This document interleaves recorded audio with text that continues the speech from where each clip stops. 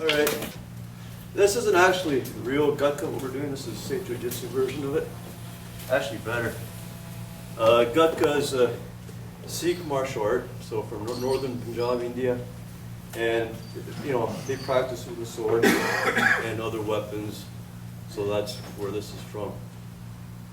Cavalry, is that a weapon from there? This is just a practice sword that they use, practice stick.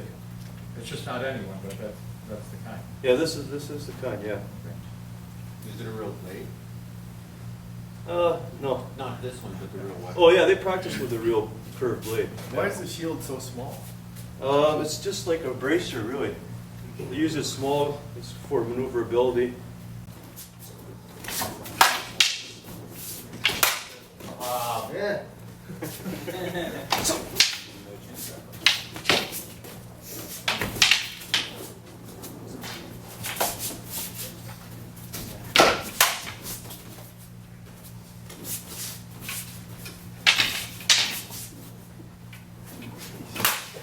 Yeah, it's different. In the Sikh version, there's a lot of they do like a lot of slicing.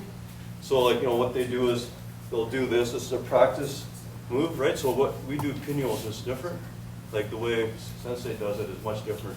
But the way they do it, it's a curved blade, so there's a lot of curving motion. It's very fluid. So that's how they do it. And Sensei.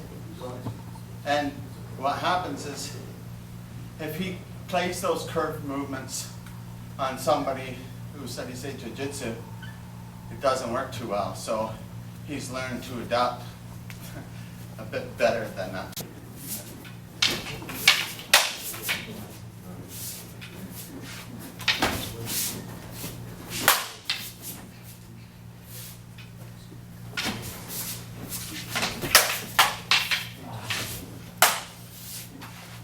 What it is, if you have, the mistake you make with this thing here is to chase the sword. So if he goes to get me and I use this out like this, I'm probably going to get hit again. Even if I'm attacking, I'm still going to get hit. So what we do is we like to try to keep our center line covered. And when he comes to get me, I just change my center line and I stab him. And so whenever he comes, I just, this is always here. What makes the difference is where my body moves to, right?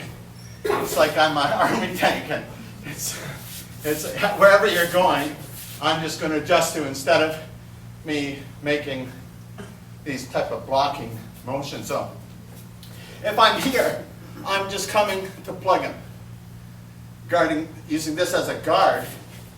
So it doesn't really matter as he's coming. And this time, since he came up from underneath me, I didn't want to reach down because it leaves my upper body open. So I chose to step away. If from here, our strikes are already here, instead of me making a move to here, he's not going to be there in full speed. Because when people come to hit you, they hit very quickly in and out. So if he's coming to hit, and I think I'm going to do this, I probably won't get him, but I'm going to open myself up for his secondary attack, right? So what we like to do is we try to keep our center all the way through, explode in, and drive the tip of our sword through somebody. Because it's my experience to skewer somebody and then rip out the side rather than to try to swipe and slash somebody.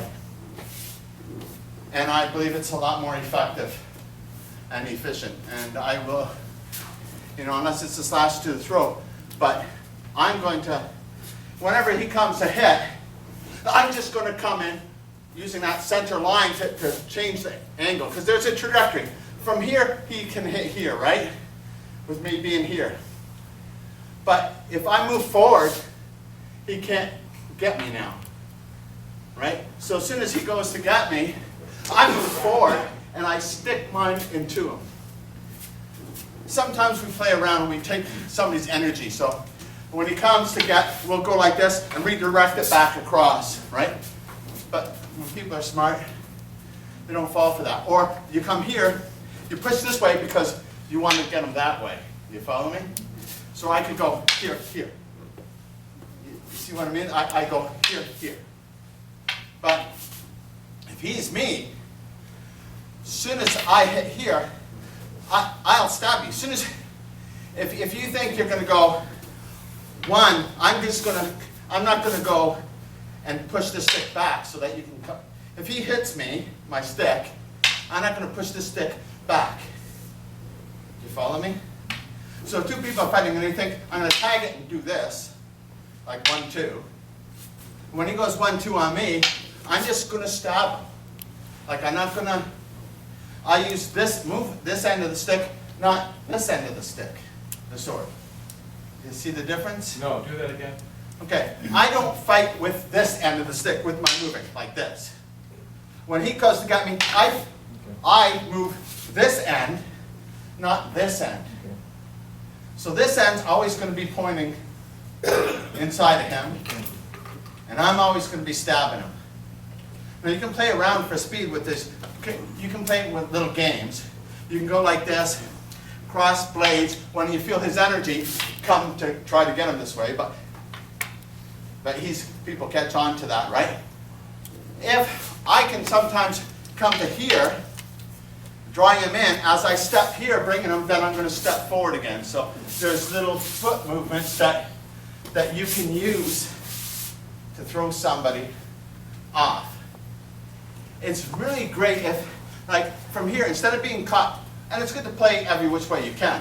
Here, this is energy, like, I'm pushing, he's pushing. You follow me? And then people let go and they both, and if he went to get me at the same time, it wouldn't be a good trade-off. Even here, I let it go because I'm trying to get him here, but he's catching me, right? But from here, instead of moving this end, I moved my hand end to block him. So you can also come here with a butt and butt smash him to go to your attack. So there's lots of things, but one thing about it is it teaches you how fast you have to be to go and get somebody that doesn't want to be hit. And you'll be surprised how fast that can be, because if people are just playing around doing this sort of stuff, like, it doesn't matter how fast you're going. If somebody just explodes into you, crosses one of your crossovers with their shield, they're going to get you.